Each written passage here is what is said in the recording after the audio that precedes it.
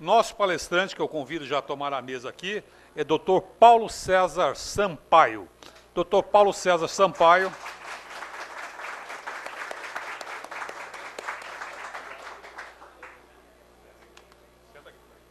O Dr. Paulo César Sampaio tem um amplo currículo, que eu vou ler brevemente aqui.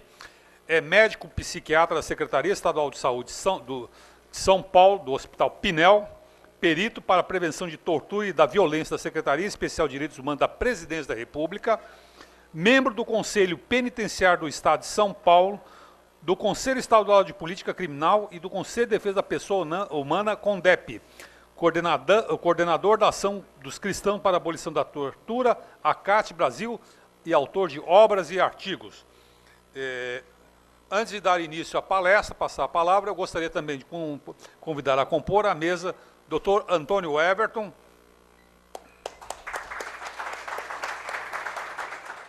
Vim para São Paulo, sou baiano, né? E vim para São Paulo porque eu queria ser terapeuta, queria ser psicanalista, aquelas coisas de...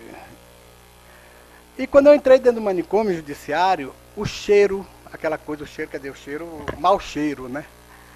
Me impressionou tanto que eu larguei tudo e fui trabalhar só lá. Quem leu o ensaio sobre a cegueira de Saramago vai mais ou menos entender o que é isto, né? Eram pessoas jogadas lá, sem nenhum cuidado, sem nenhum interesse, ninguém se preocupando com... Só se preocupar, vocês não podem brigar, vocês não podem sair, vocês não podem fugir, vocês não podem trepar, vocês não podem, né? Na verdade, o trepar podia.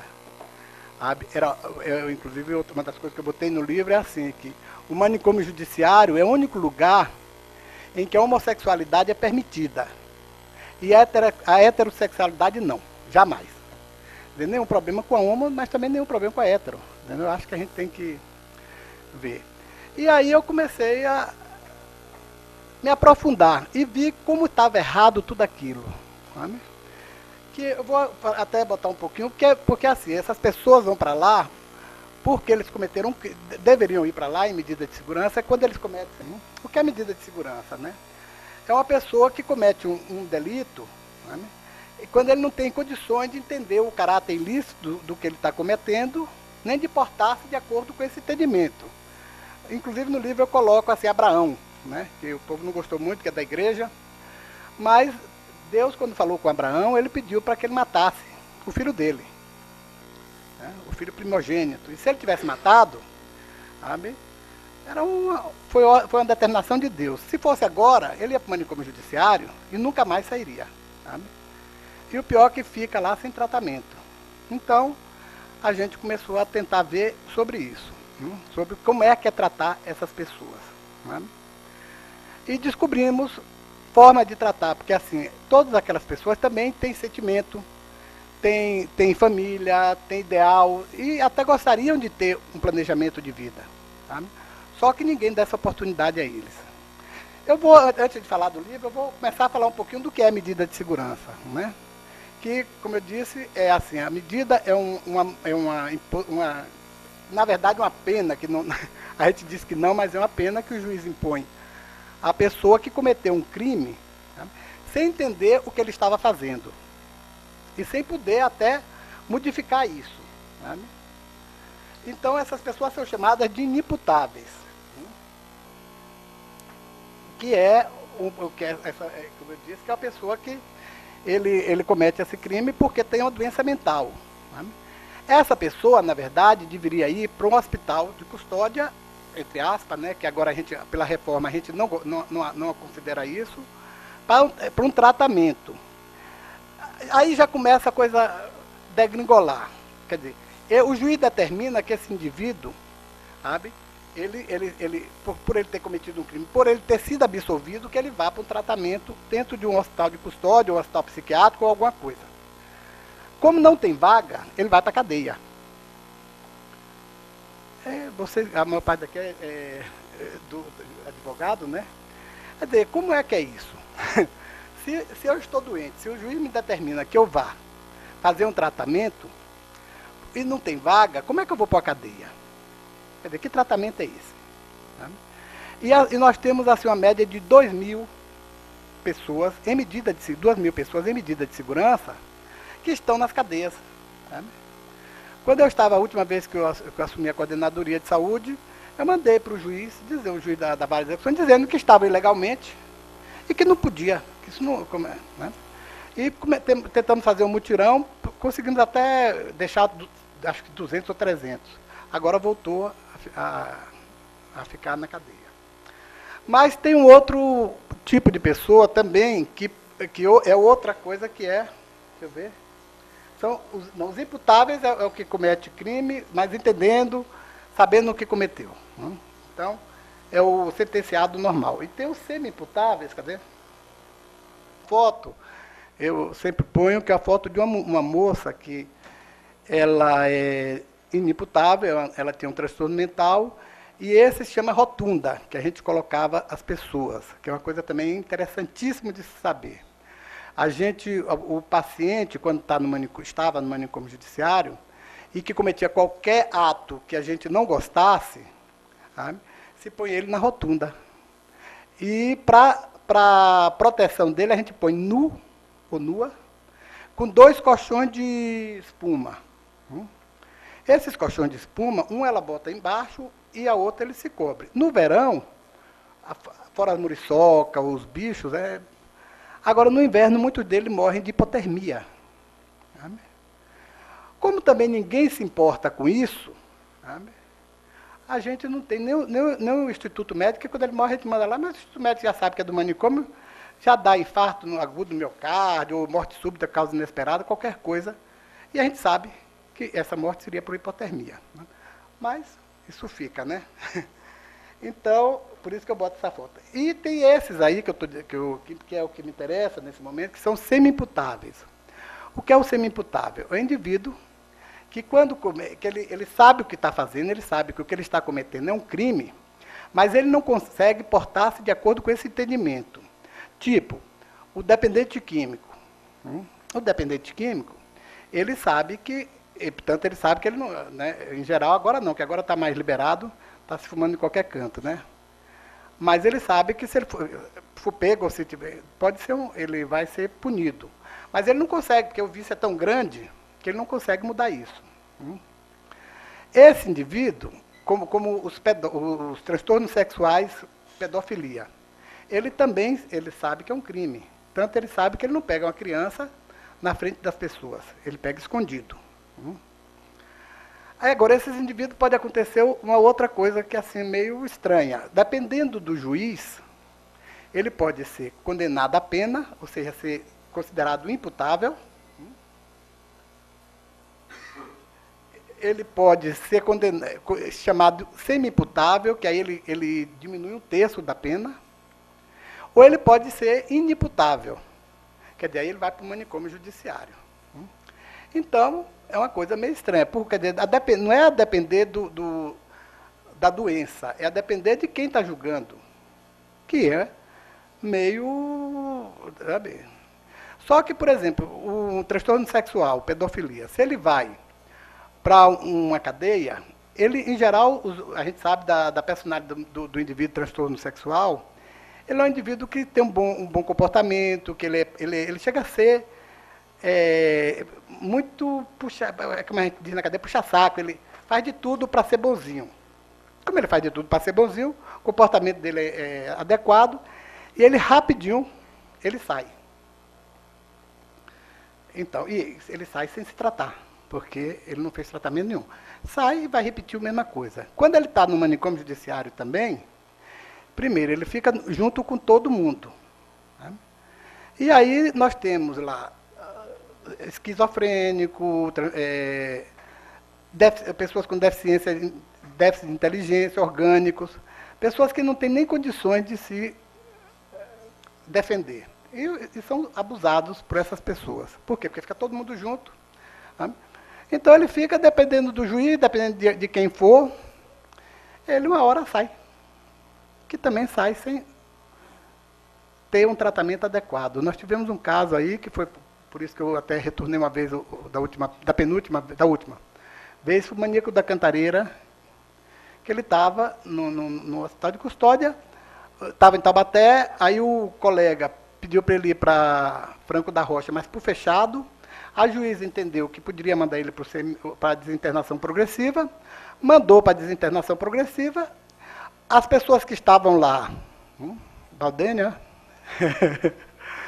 as pessoas que estavam lá não se importaram com isso, nem sabiam que era tratamento, estavam tratando desinternação progressiva como regime semiaberto, ou seja, se você tem um bom comportamento, você sai. Quando não é verdade, você tem que fazer um projeto. E ele saía todo fim de semana, ninguém procurava saber, ele matou mais algumas crianças. Então, por quê? Porque o Estado não se importa com essas coisas, né? Então, ou seja, aí eu botei alguns diagnósticos de semi-imputáveis, né, que seriam, para mim, essas pessoas também têm transtorno mental. Às vezes a gente diz, não, mas é o dependente químico, cadeia. A cadeia não vai resolver. Porque essa pessoa precisa de um tratamento.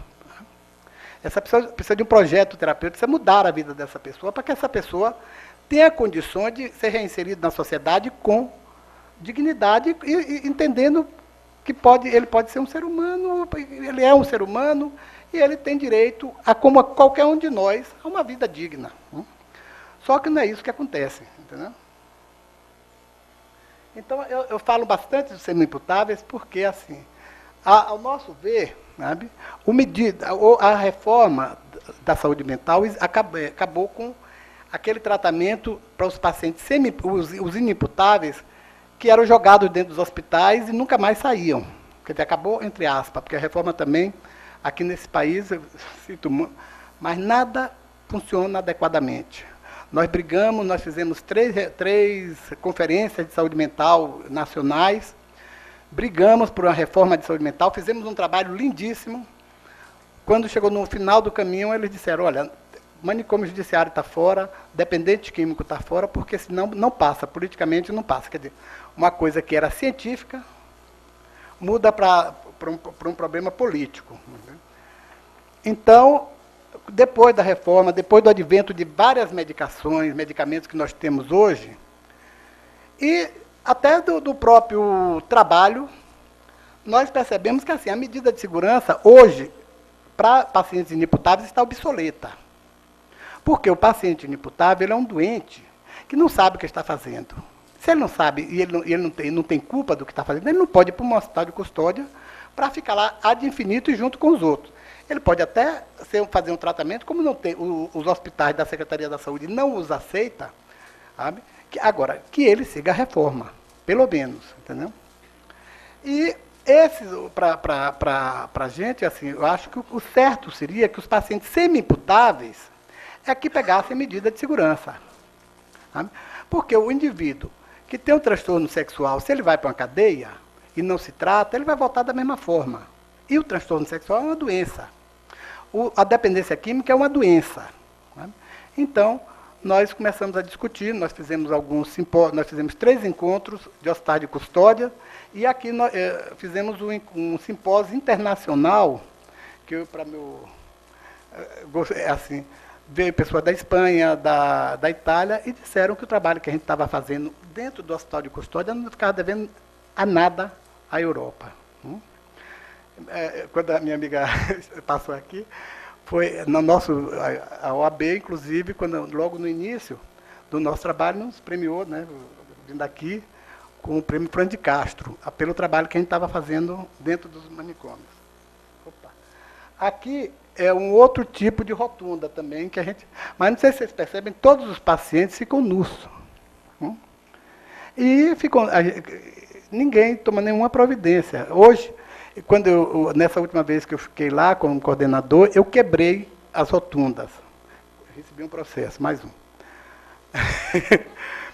E fiz da rotunda um lugar adequado. Eu fiz um ambiente de saúde.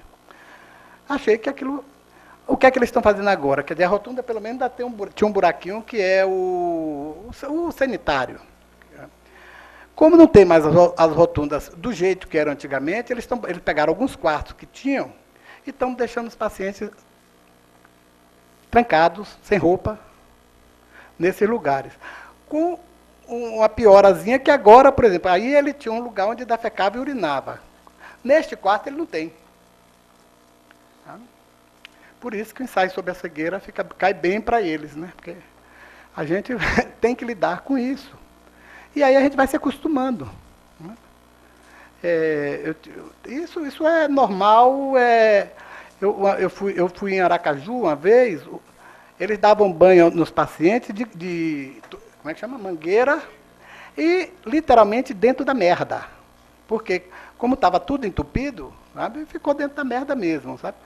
Agora, são pessoas que até a família às vezes quer esquecer, porque cometeram algum erro, ninguém está nem aí. Então, é por isso que eu mostrei esse aqui.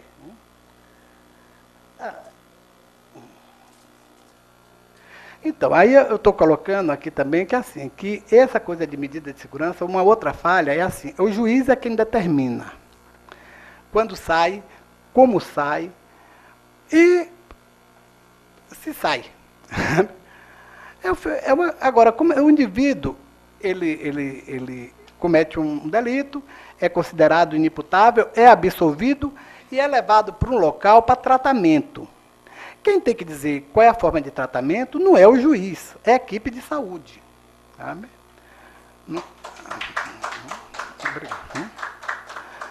Mas como... Aí, no livro, inclusive, eu coloco, por que a equipe de saúde nunca brigou por isso? Sabe? Porque tem um ditadozinho que a gente brinca, que diz que o Estado finge que paga e a gente finge que trabalha. Sabe? Isso acontece, acho que muito mais do que a gente pensa. Sabe? E dentro do manicômio, que ainda a gente é mais isolado ainda, quer dizer, isso ainda fica mais forte. Entendeu? Então, eles ficam jogados lá, se o juiz... A gente faz as perícias, que é outra coisa absurda, apesar de eu ser médico e o CRM não gostar muito, mas a perícia não poderia ser só médica. A perícia tinha que ser da equipe. Porque uma perícia médica é assim, eu vou dizer só a parte que me cabe. Se o paciente melhorou, se deixou de melhorar, tomando remédio. Agora, eu não procuro saber se a família se ele está interagindo com a família, que aí já é parte do serviço social, se ele está consciente de que ele é um doente, que precisa de tratamento, que ele precisa continuar o tratamento, que já é um problema do psicólogo. Como é o dia a dia dessa pessoa, que é o problema do agente penitenciário, ou do que a gente chamava cuidador, ou do enfermeiro. Quer dizer, a perícia tinha que ser multidisciplinar. E isso é uma coisa que, assim, que tem que mudar também, porque antigamente era por que a perícia era médica? Porque os hospitais psiquiátricos só tinha médico e enfermeiro. E a gente ficava isolado lá, eram construídos em locais bem longe, e se vivia essa miséria que até hoje ainda a gente pega lá dentro do manicômio. Então, agora eu vou contar um pouquinho da minha história, que aí começa a experiência bem sucedida. Como eu disse, eu fui para o manicômio e percebi que aquilo era um inferno. Aí tinha um diretor, quem me chamou foi um colega, dizendo, Paulo, tem uma esperança de mudança em algum lugar. Quando eu cheguei, tinha um sociólogo chamado Gil Salama, que eu não sei nem por onde corre nesse mundo, que ele estava tentando fazer uma mudança. E nós tínhamos até uma supervisão, que eu achei lindo. Não imagina, no hospital daquele, a gente tem um supervisor. Gil não aguentou, saiu e... por obra do destino, eu fiquei como diretor. E aí eu comecei a perceber assim, as pessoas ficavam trancadas, eles saíam 9, 10 horas da manhã, almoçavam, e 4 horas da tarde a gente já trancava eles. Era um mundozinho cruel. Entrei nos pavilhões, que era um pavilhão para 30, 40, 80, como sempre, né? Assim, essas pessoas ficavam ali sem o que fazer. Eles não tinham nem a visão dele mesmo, porque não se podia ter espelho. Sabe? Claro que sempre a gente tem uma justificativa. Nós não botamos espelho, porque se você botar um espelho, ele pode quebrar o espelho e cortar o outro. Agora, tinha cama de ferro, quer dizer, se ele quisesse, ele pegava um pedaço da cama, tinha cadeira, tem 1000 outras maneiras de se agredir uma pessoa que não seja o espelho. E aí a gente começou a pensar nisso. Então, a primeira vez que eu botei o espelho dentro do manicômio foi uma coisa interessante, que os pacientes, eles faziam fila para se olhar. Né? Porque... E teve um esperto, sabe, que me chamou e disse, tá, inclusive, assim, olha, esse que está aí não sou eu. Esse daí é outro, porque ele tinha 15 anos que ele não via a cara dele. Sabe? Então, se esse que está aí é outro, eu posso ir embora, porque eu não... deixa esse aqui preso. Sabe? Então, que eu vou embora. Você explicar um indivíduo desse que... Então, a gente começou, e a gente fazia festa, e só podia dançar homem com homem ou mulher com mulher. Sabe? Então, quando conseguia, isso era o Natal ou em São João, que a gente permitia que eles vissem as mulheres, mas separados. Quando nós resolvemos, então, abrir um pouco e dizer, olha, pode dançar, né? Não pode trepar, porque, pelo amor de Deus, né? Botamos até, tinha um sanitário, eu botei uma pessoa na porta para não deixar entrar dois. Mas o povo tem arte. Uma vez, outro processo que eu recebi foi que entrou e uma menina ficou grávida. Sabe? Mas, olha, na rua também a gente cuida dos filhos da gente, né? E segura, e as pessoas também ficam. Quer dizer, não dá para você também, sabe, tudo bem, foram 10 anos, uma grávida. Quer dizer, então, estou no lucro. Né? E aí a gente começou a perceber também uma outra coisa. Eu conversava com esses indivíduos, eram pessoas normais como a gente, normais que eu digo, ou anormais como a gente. Né? A Jerame, esse é meu colega da Comissão de Justiça e Paz. E aí a gente começou a perceber que, assim, quando você tratava essas pessoas como iguais, eles se transformavam. Né? Um dia eu estava lá e resolvi pegar 3 ou 4 daquelas pessoas de noite, eu dava plantão também, porque não tinha médico. E aí sentei com eles à noite, eu chamei eles para ficar um pouquinho fora. O sonho deles, os olhos deles brilhavam de ver lua, de ver estrela, de ver o que é a noite, porque eles viviam trancados. Quer dizer, então, eles já não sabiam mais nem que era de noite ou de dia. Aí a gente começou a perceber, tinha que olhar um por um, porque não se via também, essas pessoas não são vistas individual. É como gado, como boi, sei lá, acho que nem o boi não se vê. Mas a gente era todo mundo junto. Tem em casa, assim, por exemplo, a gente tinha uma máquina de choque elétrico, né, que todo mundo deve conhecer, que a gente chamava de queimar a pestana. Você pega o indivíduo, enfia na cama e dá o choque, ele começa a se bater para ver se melhora. Dava-se choque para melhorar, mas dava também por castigo. Né?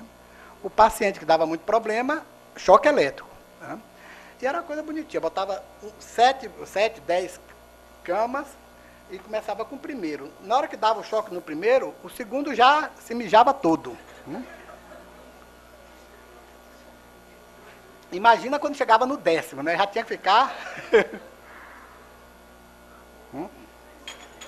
E essa foi uma outra coisa também que quase que não foi processo judicial, mas foi no CRM.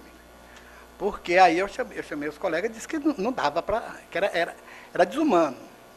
E eles disseram que... Eu disse que eu não ia aceitar aquilo. Aí eles disseram que o CRM não tinha problema. Aí eu fui andar com a máquina, eu peguei a máquina para sair de um canto para o outro, a máquina caiu, quebrou, eu nunca mais consertei. Então, foi assim que eu acabei com o choque dentro do manicômio.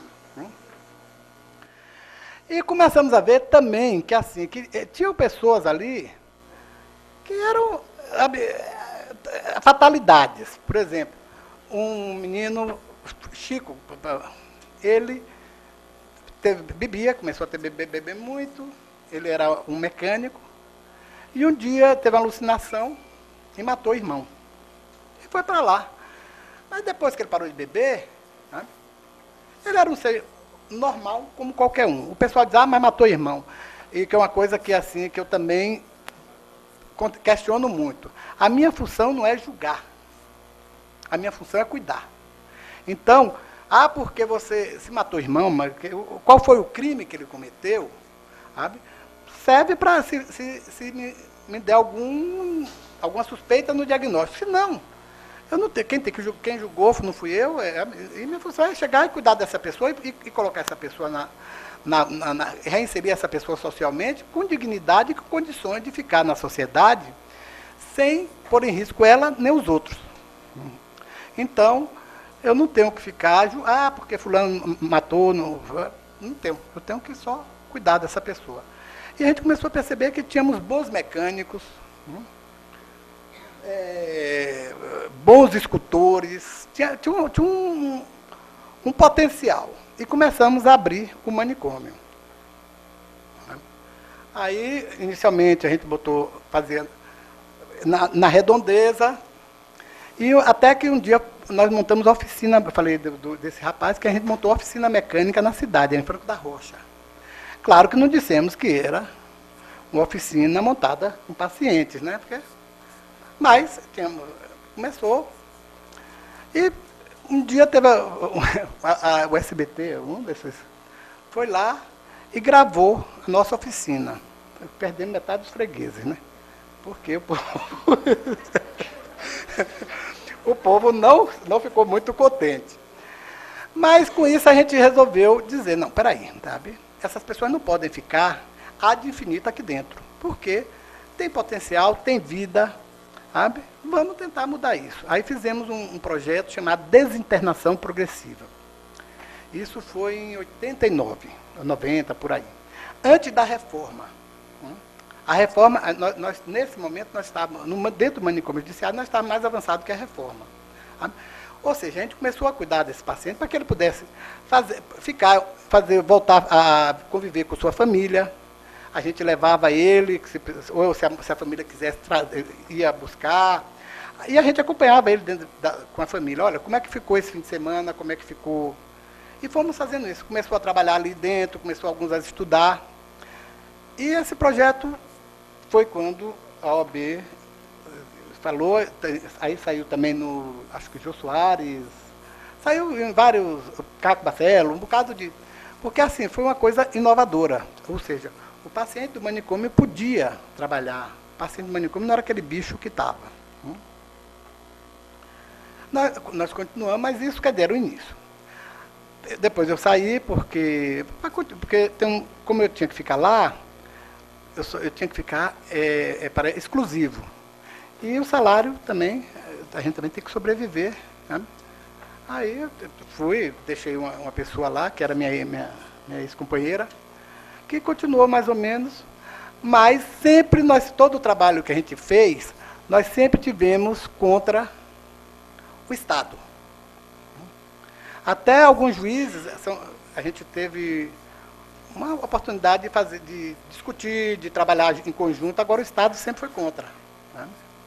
Porque eles sempre viram qualquer forma de aliviar essa tensão, de mostrar que essas pessoas também são seres humanos. Né? Não pode. Só que enquanto eu estive lá, nunca aconteceu nada tão grave. Sabe? Aí, dessa última vez, aconteceu esse caso. Eu saí, aconteceu esse caso do maníaco da Cantareira.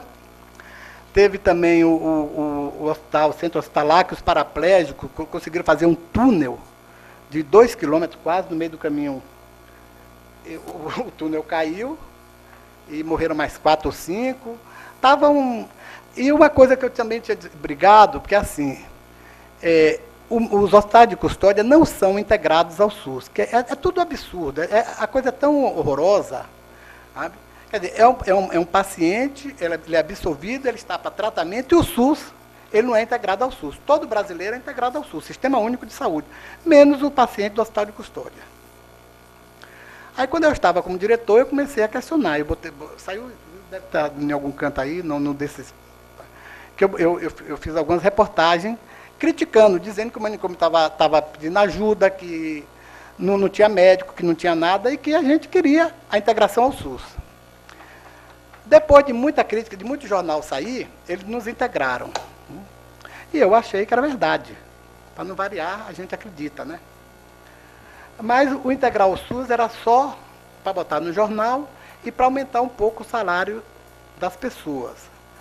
Quer dizer, eles acharam assim, se aumenta o salário desse traste aí, ele fica quieto. Né? E os pacientes continuariam na mesma. E aí eu questionei, tentei integrar os hospitais daqui da capital, não consegui, fui para o interior. E no interior, como ninguém conhecia, eu consegui a verba. Então, quando eu voltei, a verba estava toda lá, porque ninguém queria gastar. Ninguém sabia como gastar. E aí já tinha tido a reforma, e nós começamos a pensar em outra forma de tratamento. A desinternação progressiva era uma, né? E vamos agora colocar os pacientes do hospital de custódia, né, integrados, mesmo que a reforma não quisesse a gente queria. Sabe? Integrados à nova forma de se pensar o tratamento. Foi quando eu fiz essa experiência aí, que era o TUND, Unidade de Tratamento de Usuários de Múltiplas Drogas. Aí, a gente, com o projeto terapêutico, é assim, também jogar as pessoas, você tem que ter um projeto. O que é projeto?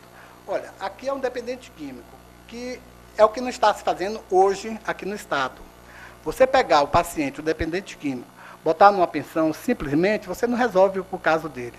Você tem que transformar essa pessoa em outra esperança. Porque se ele está ali, ele está sem esperança. Vamos mudar isso. Então, como eu não podia fazer redução de dano, porque imagina se eu tiro um paciente que está usando crack e eu dou maconha. O Estado me... E dentro do manicômio judiciário, aí já não precisava nem processo, era cadeia mesmo, né? Aí eu disse, não, então a gente vai fazer a abstinência total. Então, as pessoas, para irem para essa unidade, eles primeiro, como voluntários, eles tinham que querer ir, mas todo mundo gostava, sabia que o trabalho ia ser decente, fazia fila. E abstinência total, inclusive do cigarro. Então, para a gente começar agora, com projeto e planejamento terapêutico individualizado. Projeto significa, olha, nós temos um tratamento para todos vocês, que é a forma de vocês ficarem em abstinência e vocês mudarem essa vida de vocês. E o planejamento terapêutico individualizado significa quem é você, o que é que você quer da vida, como é que você quer se transformar e como é que você quer sair disto. Sabe? Então, esse projeto começou, estava indo às mil maravilhas, e eles também tinham direito à voz, porque assim, você também não pode fazer um trabalho se essas pessoas não têm direito à voz nem a falar sobre o que é que eles querem. Né? E aí eles começaram a discutir. Disseram, mas peraí, olha, aqui tudo bem, a gente pode ir para casa e em casa a gente tem relação com nossas namoradas, E aqui? Aí fui para o juiz dizendo, visita íntima não pode, dentro do manicômio, porque louco pode matar, blá, blá. Visita íntima não pode, então eu vou fazer. Aí nós fizemos os encontros familiares. Lindinho, o primeiro encontro familiar, foi até, para mim foi emocionante, foi a vovó, o netinho e o pai do netinho, né? Os outros, já vinha a esposa, aí... Para esses encontros acontecerem também, como a gente sabia que o Estado não dava, nós fizemos uma cata, cada um que podia dava cama de casal, dava... Né? E esses encontros começaram a serem feitos. Né? E tinha um espaço lá atrás que era vazio, meio escuro. Né? Um dia, um dos nossos funcionários, que aí a gente mudou também, a gente mudava até o nome, porque o agente penitenciário é uma coisa muito pesada. Aí as pessoas que iam trabalhar com a gente mudava, dizia, em vez de agente penitenciário, nós vamos chamar você de cuidador. Ele se sentia mais importante e faziam um trabalho, porque era para eles. E esses cuidadores que levavam esses pacientes para casa, para passear, a gente começou a deixar com que eles fizessem passeio na cidade, ou levasse para fazer visita à família, convocávamos a família, pedíamos, tentávamos anteceder, dizer, olha, não, ele roubou, porque, em geral, todo dependente químico rouba a família, a primeira coisa que ele faz é levar tudo de casa, né? E a família fica muito emputecida. Então, a gente começava a convencer a família de que essa pessoa podia mudar e que, se ele tivesse apoio, poderia ser, novamente, o filhinho que eles queriam. Um dia, a gente estava lá, aí chegou a a enfermeira muito nervosa, porque naquele escurinho alguém tinha ido com a namorada, e aí foi uma discussão. Então, teve alguém que teve uma luz que disse, estava reproduzindo a sociedade, porque na sociedade que a gente vive, tem o papai e mamãe, que é a relação sexual dentro de casa, mas tem os prostíbulos, né? Tem as relações escondidas no mato, né? Então, vamos ponderar que isso também é sadio, não é? Não tem. E começamos a fazer essas coisas. Né? Aí, eu fui em Taubaté um dia porque houve uma rebelião em Taubaté. Quando eu cheguei em Taubaté, 3 dias depois da rebelião, eu encontrei todos os pacientes que eles julgaram que tinham feito a rebelião nus, sabe? Trancado no RDD, que foi foi o primeiro regime disciplinar. São Paulo agora tem uns 4 ou 5, né? Não sei quantos, que a própria justiça condenou uma época, e que também, não sei porquê, mesmo condenado, continuam existindo e se propagando. Né? Que são lugares, mas, por exemplo, Taubaté, os pacientes, inclusive, eu pedi para um desembargador uma vez, um amigo nosso, para dar uma visitada em Taubaté, porque assim, eles deixavam só 2 vezes por semana os pacientes tomarem sol. Né? E aí eu comecei a criticar essas coisas, que foi uma das tragédias que foi. Porque assim, como é que dentro em Franco da Rocha, o doutor Paulo está deixando paciente trepar, paciente sair, o celular.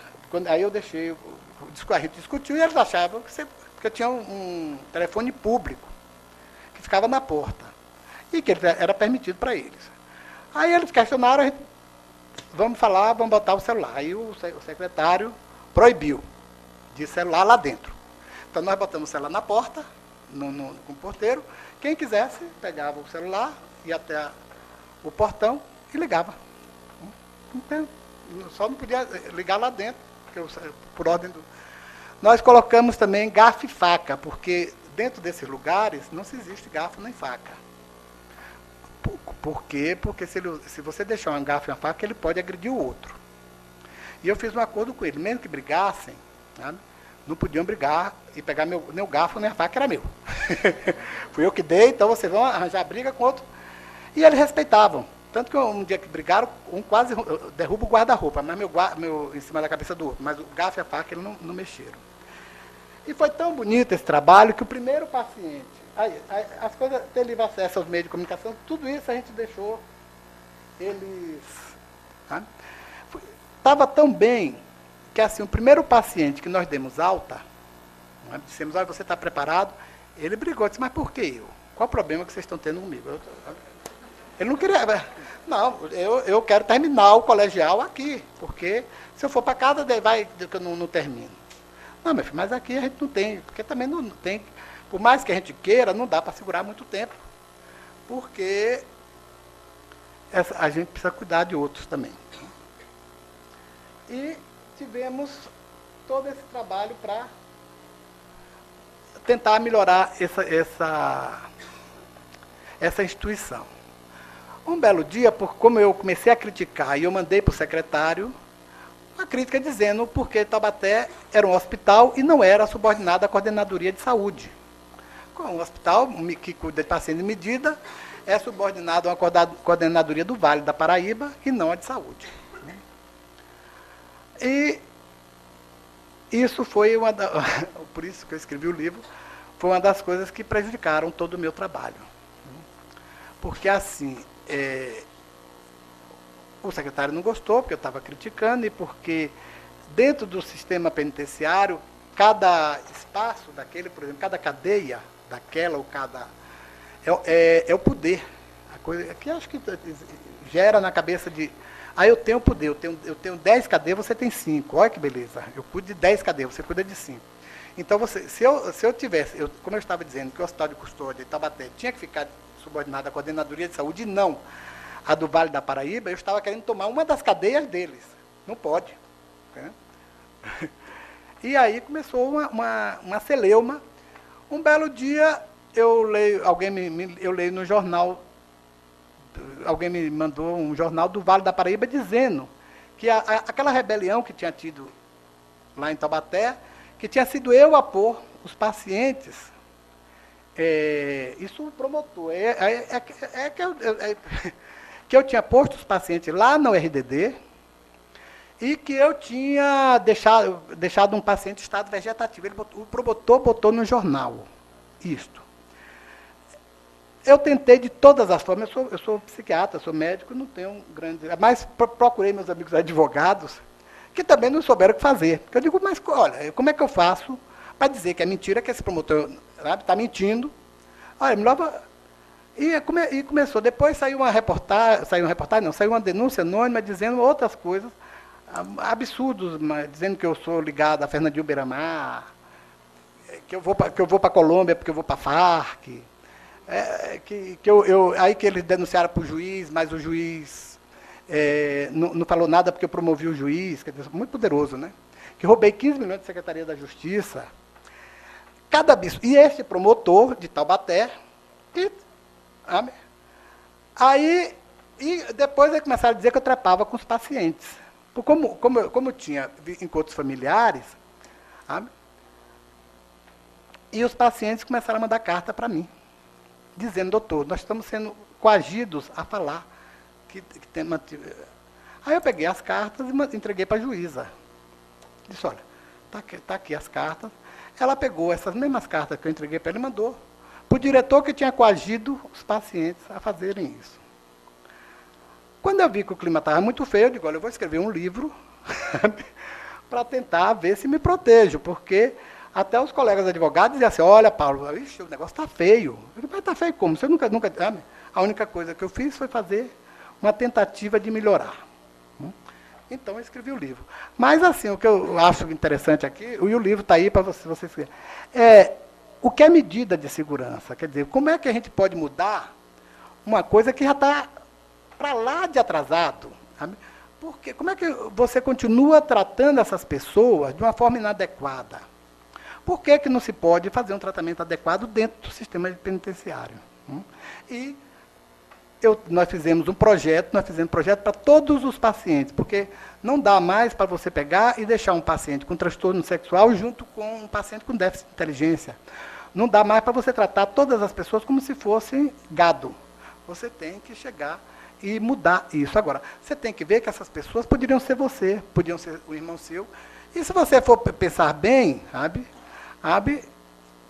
algumas razões tem, sabe? Não sei quais, mas, sabe, se você começa a conversar e ver essas pessoas como seres humanos, você vai ver que são iguais a você, sabe? Teve um jornal uma vez, que um menino que ele teve um problema meio pesado, ele, com 19 anos, ele, por causa de droga, por causa de uma série de coisas que eu sei, ele matou a família. É grave, mas ele estava 19, hoje ele está com 44. Ele mudou esse menino.